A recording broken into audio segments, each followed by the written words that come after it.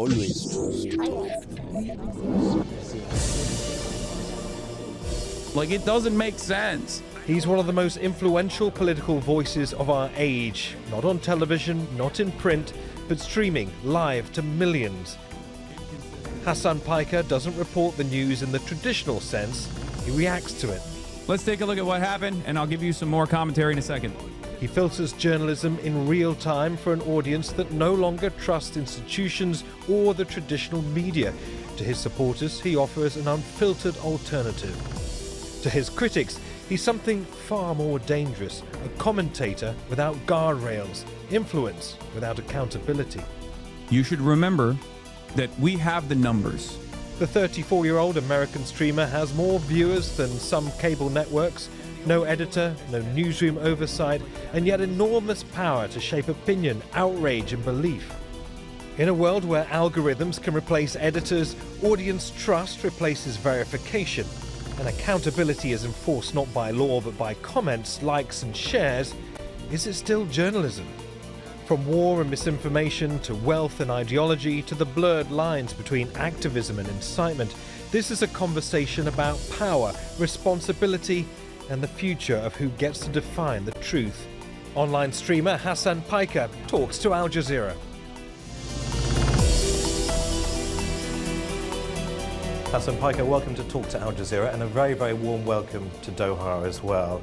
You're talking to us on the sidelines of this Web Summit here in Qatar, and I think it's fair to say you've spent the last few years pretty much colonizing the media landscape that was traditionally in the hands of mainstream broadcast news networks and other television formats. I think it's fair to say that most of your viewers would not be seen dead getting their news from TV.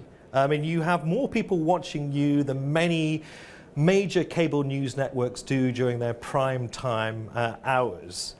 But you aren't just a commentator, you're something of a filter as well. You take the work of reporters and you react to it, often in real time. Do you see yourself as a journalist, or do you see yourself as something else, perhaps an algorithm of your generation? That's an interesting way to approach it. I don't see myself as a journalist. I do sometimes do journalism, I guess, if I go out on the field and do interviews or do live protest coverage and things like that. But beyond that, I just see myself as a commentator, almost like a one-stop, one-person operation.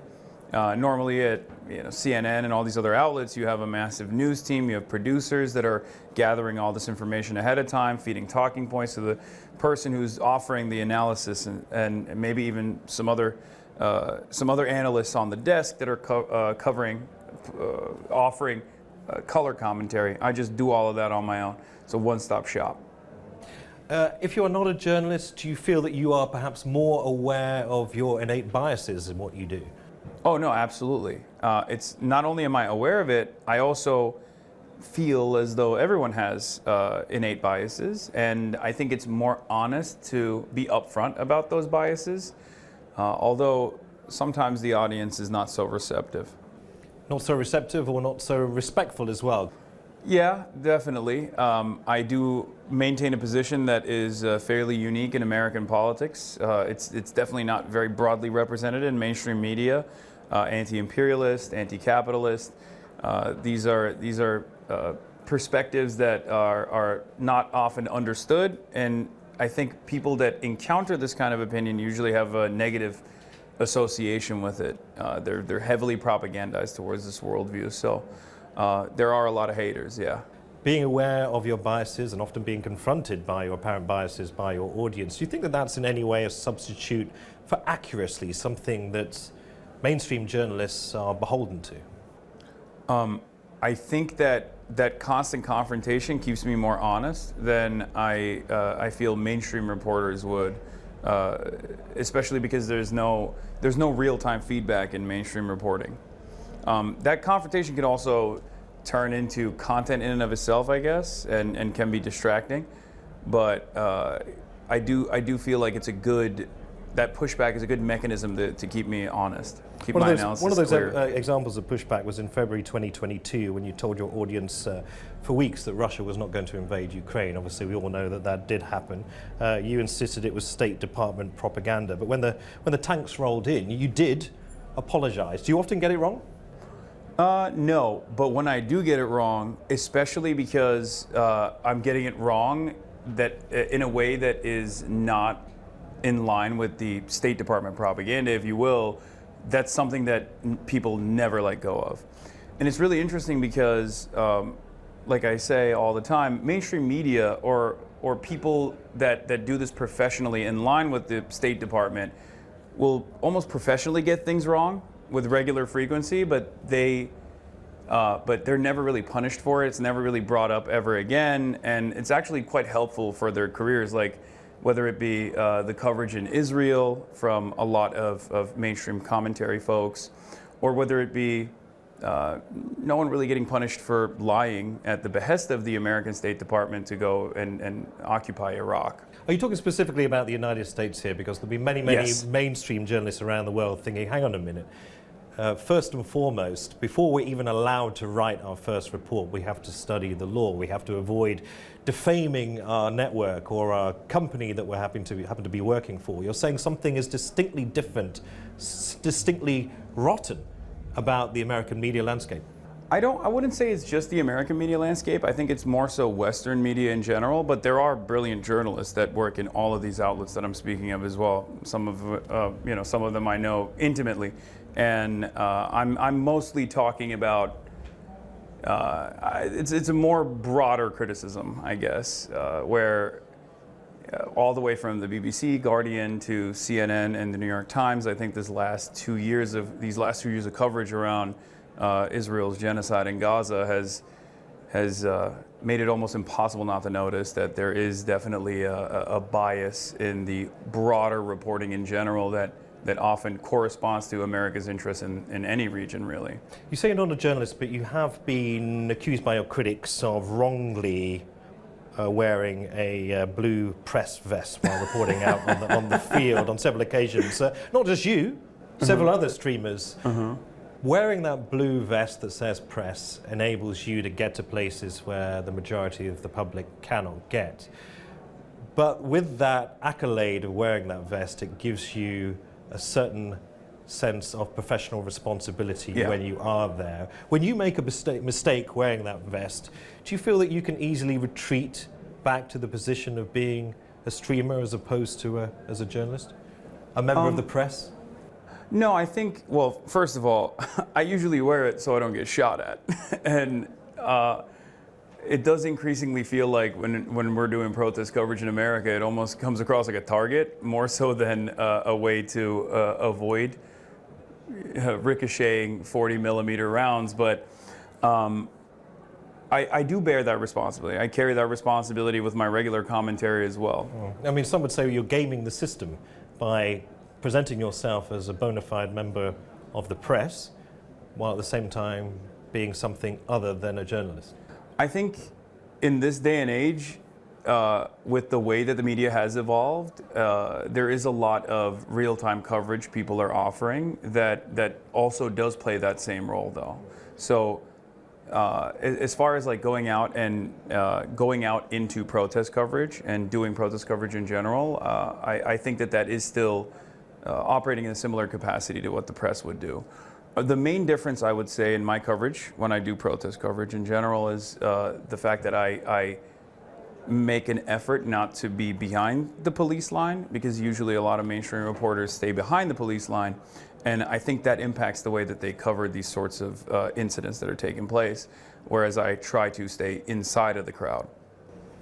Let me ask you a personal question. It's perhaps another one of the criticisms leveled at you by your many critics. Of course, you have many supporters and indeed fans as well, and it's to do with your personal wealth. It's been focused upon. You're a millionaire living in a West Hollywood mansion, apparently preaching Marxism. The word grifter comes up a lot. Does that sting?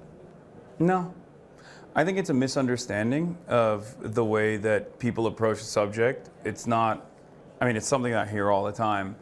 I try to maintain my ethics in the way that I run, I guess, this entire operation. I run a cooperative corporation, equal say, equal pay. And outside of that, you know, I'm not pushing any like unethical advertising or anything of that nature. I don't run ads any longer. I used to have a contract with Amazon back when they used to offer contracts. You have to play ball with these guys if you want to do any sort of political commentary, especially political commentary that might be a little bit more on the radical side.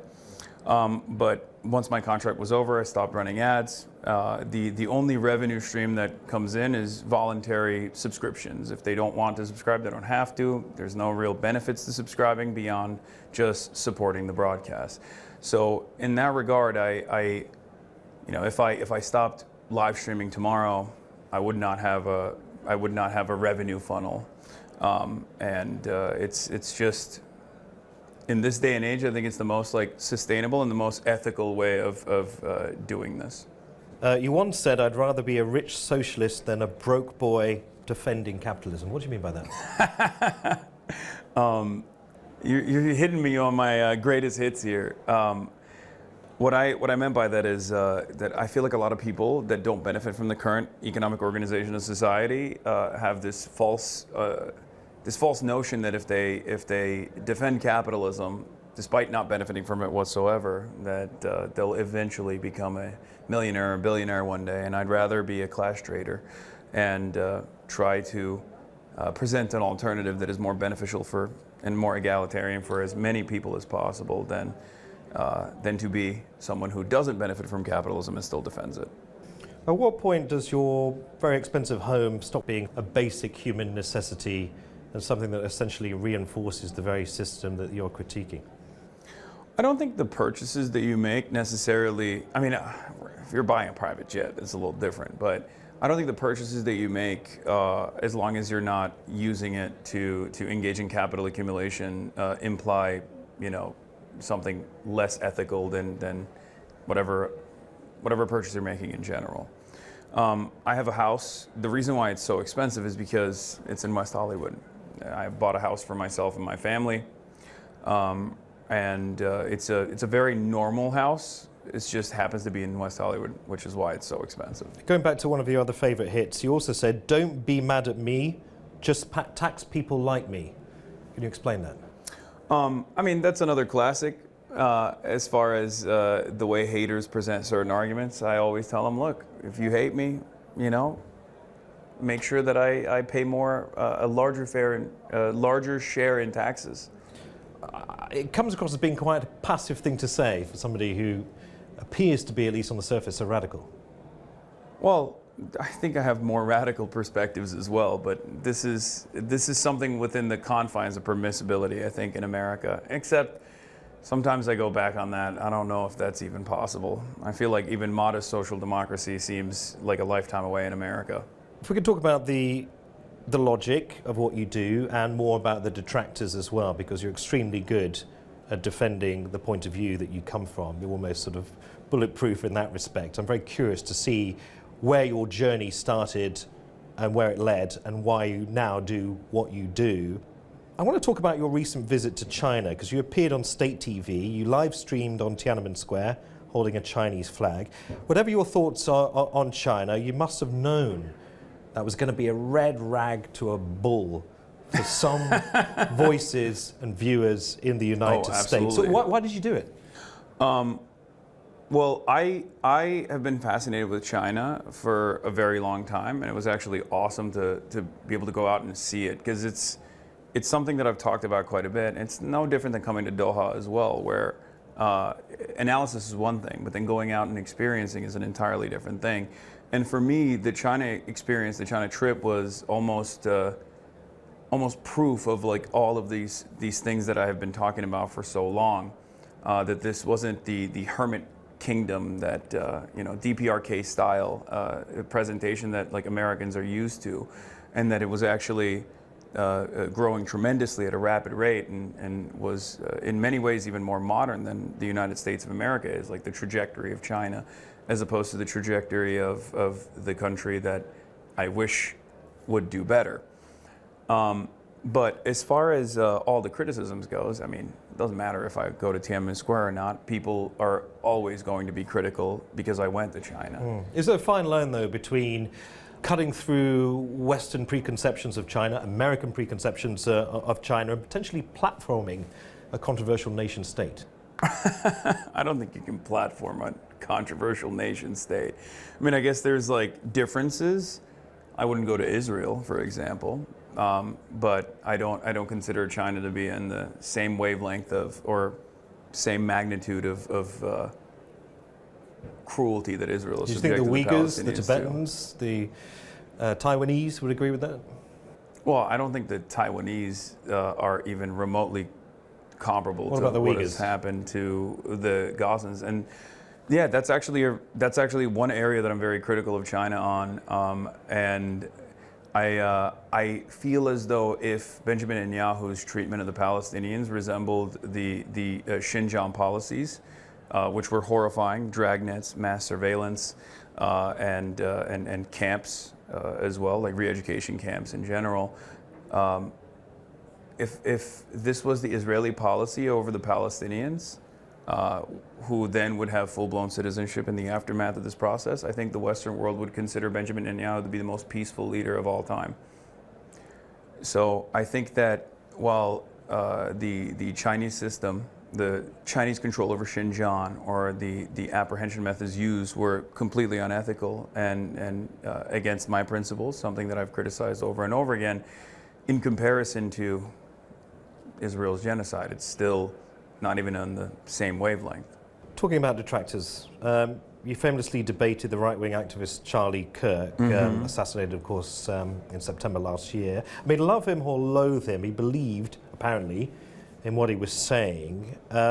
What do you make of him and what has come from his killing in terms of MAGA America, Trump's United States? I mean, I'm not shy about saying that I loathe the guy. I've known him for many, many years, and yeah, I was supposed to debate him 2 weeks before his assassination, 2 weeks after his assassination. I think initially I was very worried that the government was going to use Charlie Kirk's assassination as a point of martyrdom, and then and engage in heavy-handed repression. And they signaled that they were going to do that, but I feel as though the tide shift has been so dramatic, and now, I mean, Charlie Kirk memes have exploded on the internet.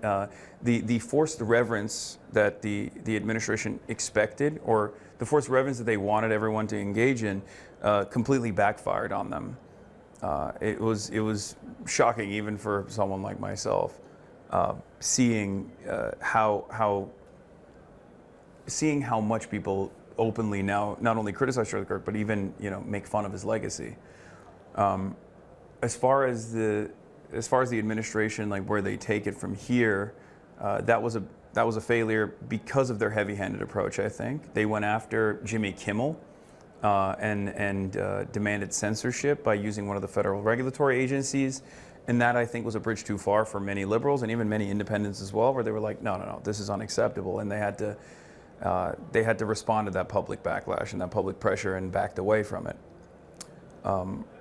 I think the other story with Charlie Kirk's assassination is also the misinformation that flies around. Candace Owens very quickly came out. The administration had one goal, I think. They wanted to turn this into an anti-fascist action to punish the entirety of the political left. They obviously failed to do so, but Candace Owens, also being one of the most significant right-wing figures in the country, very quickly shifted the blame over to Israel. And that was another very interesting moment. From my perspective, I could not comprehend how many people would get on board with that very quickly. To me, that means that like Israel's approvals were so low that people were willing to, without much evidence, immediately assume that Israel had a hand in the assassination of Charlie Kirk. And that made it virtually impossible for Trump and the administration to continue claiming that this was like an anti-fascist action. Hasan, let me ask you about this, because you were recently suspended from Twitch. 7th ban, is that right? Yes. What happened? So last year, the ADL The Anti-Defamation League. The Anti-Defamation League, or the Apartheid Defense League, as I like to call them, created a rule specifically around me and maybe a couple other content creators on the platform. They forced Twitch to make Zionist, a political ideology that I find to be very racist and very violent, into a protected category by claiming that Zionist was a substitute term for Jewish. Although this is not the case, of course. You could still criticize Zionism, but you were not allowed to say Zionist, insert whatever, animal name as an example. I, of course, did do that when I was talking about the anti-ICE and anti-Israel domestic terror watch list that the Department of Homeland Security had created. And I said, anyone who's defending this is an ultra-Zionist pig. And that was reason enough for Twitch to ban me for 7 days. I mean, Twitch would argue that it's got some pretty clear hate speech policies. Is there any part of you that recognizes that this revolutionary optimism, I think you've called it previously, might sound a bit like a kind of form of incitement for particularly young, impressionable viewers? Revolutionary optimism? No, I don't think that's incitement of violence of any kind. But if you're asking me about terms of service in terms of hate speech, I do think that terms of service should exist. And Twitch is pretty rigorous when it comes to applying its terms of service, unlike many other social media platforms. Having said that, there are instances where that can be abused, and I do think that the Zionist as a protected identity thing is totally ridiculous. What does it mean to not be on Twitch anymore? Do you intend to fight your case? I mean, you're losing quite an important platform. No, I'm back already. So I got banned. Okay. So I got banned for 7 days, and then I knocked it down to 3. I did like a course.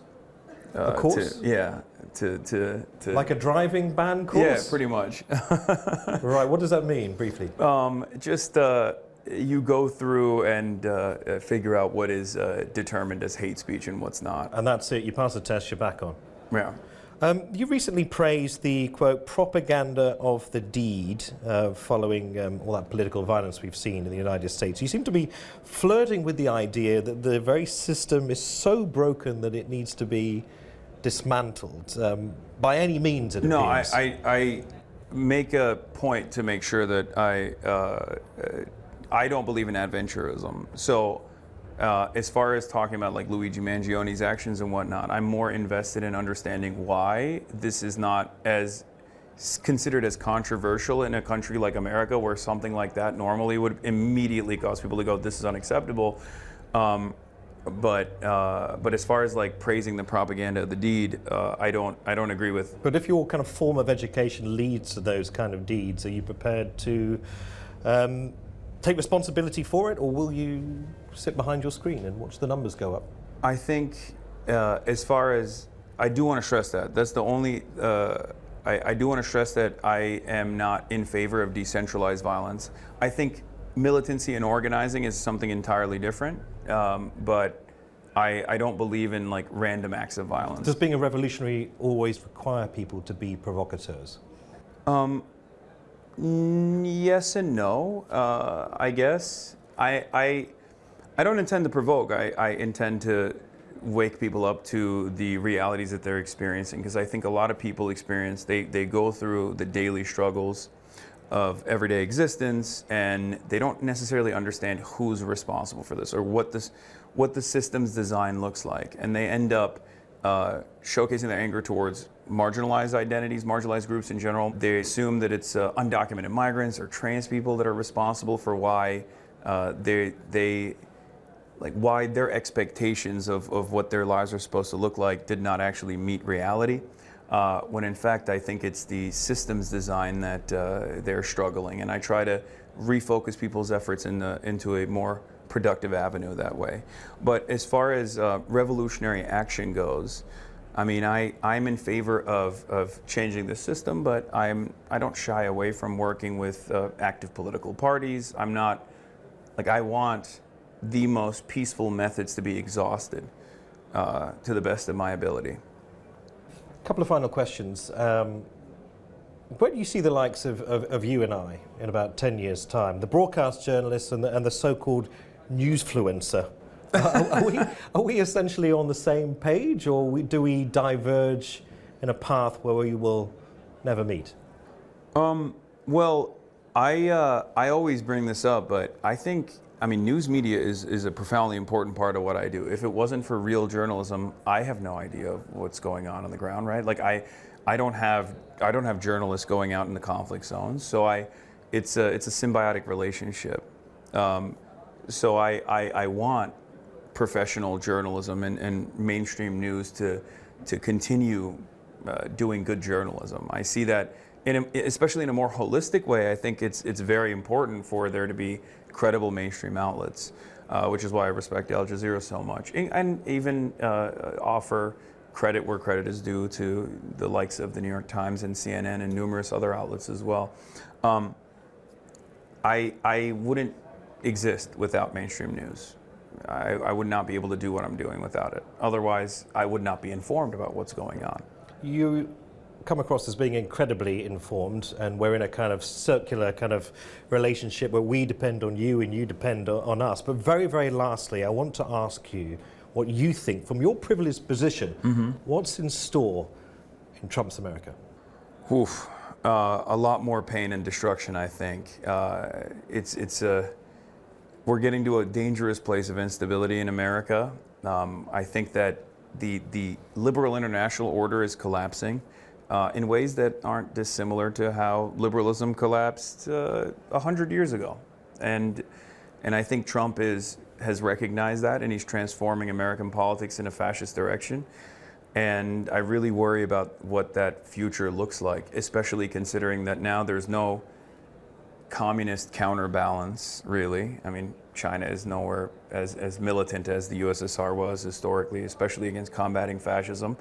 And also America has nuclear arms and 800 military bases around the planet. So what American fascism looks like, I don't think we've ever encountered. And I don't know what that's going to look like at all. So I want to avoid that reality, and I want to organize to the best of my ability to ensure that that reality doesn't come to fruition. All right, Hasan Piker, thanks for talking to Al Jazeera. Of course, thanks for having me.